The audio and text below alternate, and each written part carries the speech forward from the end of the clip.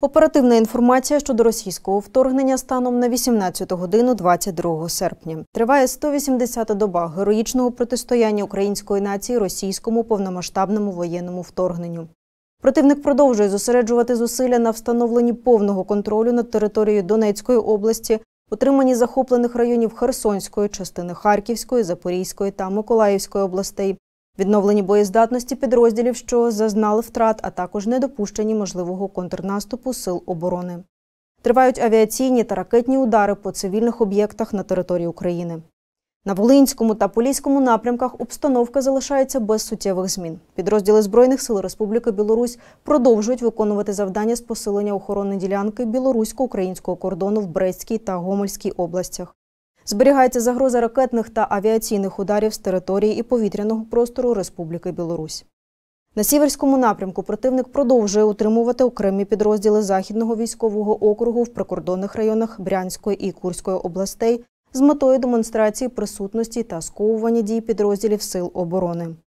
Ворог здійснив обстріли зі ствольної артилерії в районах населених пунктів Сенківка і Миколаївка Чернігівської області, Катеринівка і Ободи Сумської області. На Слобожанському напрямку ворог веде бойові дії з метою покращення тактичного положення, вживає заходів з комплектування та поповнення втрат особового складу та військової техніки.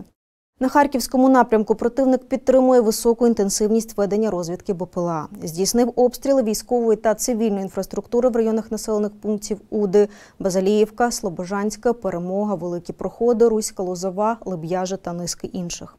На Слов'янському напрямку ворог здійснював вогневе ураження із танків, ствольної артилерії та РСЗВ біля Краснопілля, Мазанівки, Нової Дмитрівки, Чепіля, Курульки. На Донецькому напрямку противник продовжує ведення наступальних дій. Основні зусилля зосереджує на Бахмутському і Авдіївському напрямках. На Краматорському напрямку зафіксовано обстріли районів Сіверська, Закітного, Переїзного, Григорівки, Верхньокам'янського та Прошиба. В районі населеного пункту Краснопілля ворог вів наступальний бій. На Бахмутському напрямку противник здійснив обстріли військової та цивільної інфраструктури біля Костянтинівки, Бахмутського, Підгородного, Яковлівки, Веселої Долини та Білогорівки. Завдав авіаційного удару по позиціях Сил оборони в районі Соледара та ракетних ударів в районах населених пунктів Соледар та Костянтинівка. Вів штурмові дії біля Соледара, Кодеми та Зайцевого, проте успіху не мав. На Авдіївському напрямку ворог обстрілював із танків та артилерії різних типів райони населених пунктів Авдіївка, Олександропіль, Мар'їнка, Первомайське та Піски. Завдав авіаударів неподалік Невельського, Мар'їнки та Красногорівки. Вів наступ у районах населених пунктів Красногорівка, Первомайське та Невельське.